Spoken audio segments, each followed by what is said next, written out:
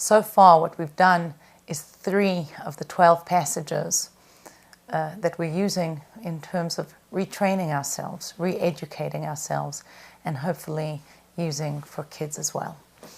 So what I want to do today is for us to look at the next passage. We're going to spend quite a bit of time on it because the concept is a little complex, easy to understand, but complex at some level, and see where that takes us.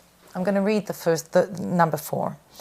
All Israel have a share in the world to come, as it is stated, and your people are all righteous. They shall inherit the land forever. They are the branch of my planting, the work of my hands, in which to take pride. Now, what does this come to teach us? Firstly, we're saying that there's hope for all of us. Doesn't matter who you are, how you've lived your life, you have to know that you have access to a very glorious destiny. But I'd like for us to understand that at a little bit of a deeper level. When the Mishnah uses the phrase world to come, olam haba, it could mean one of 2 things. Either Gan Eden, what we call Gan Eden, which is the realm of existence which is just for souls after they leave this world. So a person passes away and enters into Gan Eden. Or Olam Haba, the world to come, refers to the era of Mashiach. Now, what exactly is the passage referring to here when it says all of us have a portion in the world to come? Most Jews, almost everyone, enters into the heavenly realm. But the difference is, in that realm, according to the way we lived our lives, we will have a different quality of revelation of godliness. Depending on the degree to which we fulfilled our mission, we're in touch with our true I here in this world. We're living in accordance with the will of God. That's the degree of revelation, of godly light and radiance that will shine upon us and that we will be able to absorb in the next world. When we're talking, however, about the era of Mashiach, resurrection of the dead, there we are addressing a realm, a state of existence that every single Jew has without exception, any Jew who has ever lived. And that reward, that state of being, is equal for everyone. Now, what's the reason for that? Meaning to say that when Mashiach comes and all Jews are alive, it's something that is very, sounds mysterious, miraculous, otherworldly, strange to us. But our sages tell us, yes, there will be a time when every person who has ever lived is going to come back into their original body and live and serve God in a rectified and redeemed world. What's the difference between that state and the spiritual world of Gan Eden, meaning why in that state all of us have it equally, and in the realm of Gan Eden there are differences? We are taught that Gan Eden is a reward primarily for the study of Torah. So the degree to which I learn, comprehend, absorb the Torah, that's going to change me, and that corresponds to the degree to which I will be able to absorb the godly light in the world of souls. And because people learn in very different ways, they meditate and they cogitate on godliness in different ways, therefore the reward in the next realm is going to be different.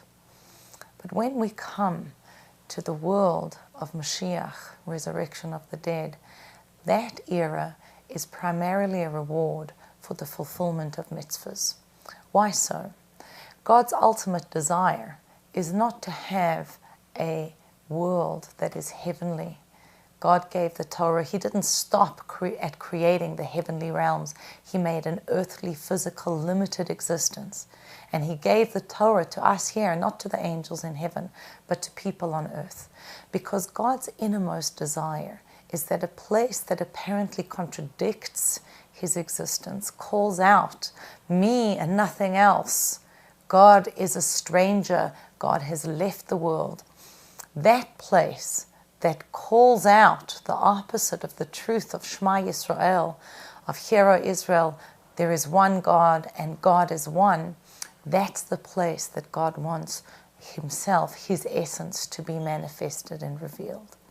And how do we bring that about? We who are his partners in creation, how do we generate a state of reality where the world is calling out, physical matter is calling out, there's nothing other than God. He is the source of my existence.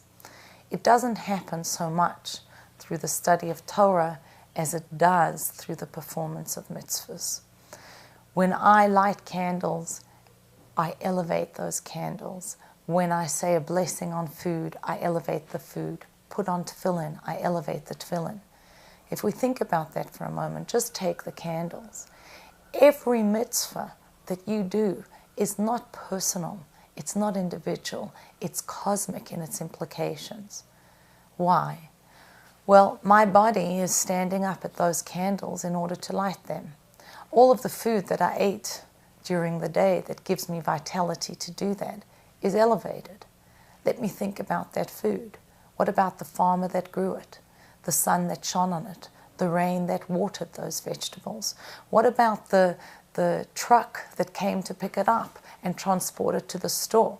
And the person who made the truck, and the food that fed the person who made the truck that carried the food to the store that I bought to eat and is now helping me to light the candles. You can see that it's really cosmic in its implications. And not only that, I'm lighting my candles, whether they're of oil or of wax, that also is elevated, and everything that went into generating and bringing those candles to my home is also elevated. So every time you do a mitzvah, you are quantumly changing reality, bringing the world to a greater degree of refinement and allowing it to call out, Ein Oid Milvadoi. There is nothing other than God. That's why the era of Mashiach, which is about manifesting the oneness of the Creator, despite the apparent contradiction that He is not here, is dependent not so much on our study of Torah as it is on our performance of mitzvahs. And all of us do mitzvahs. All of us are engaged on an ongoing, constant basis with doing mitzvahs. The Talmud says that even the deliberate sinners amongst the Jewish people are full of mitzvahs as a pomegranate is of seeds, packed with good deeds. And we learn God increased, He made numerous mitzvahs, hundreds, thousands of things that we can do, so that even if we don't know it, even if you don't consciously engage in it on a daily, ongoing basis, you are involved in refining the world and bringing it closer to its ultimate purpose. And as a result of that, every single one of us is guaranteed a portion, a place in the world to come. Now, why would this be an important passage to give over to children, to inculcate in ourselves? Sometimes we think it's the big things that count, especially in a culture that encourages us to have our name up in lights, to be famous, to be wealthy, to do glamorous and big things. Kol Yisrael, this passage, every Jew has a portion in the world to come, teaches us your mundane acts are the most important things. It's those little daily deeds of kindness, reaching out to another person, saying a blessing on food, lighting the candles, those things that could seem so counter the desire for enlightenment. You know, I'm looking to be enlightened and to release my soul and shine. I'm looking to bring light into the world. How do I do that? It's not about personal enlightenment. My mission here is to partner with God. I have the great merit of being invited by the Creator of the universe to help Him actualize His vision and actualize His dream. And it's through the performance of mitzvahs that I manage to do that.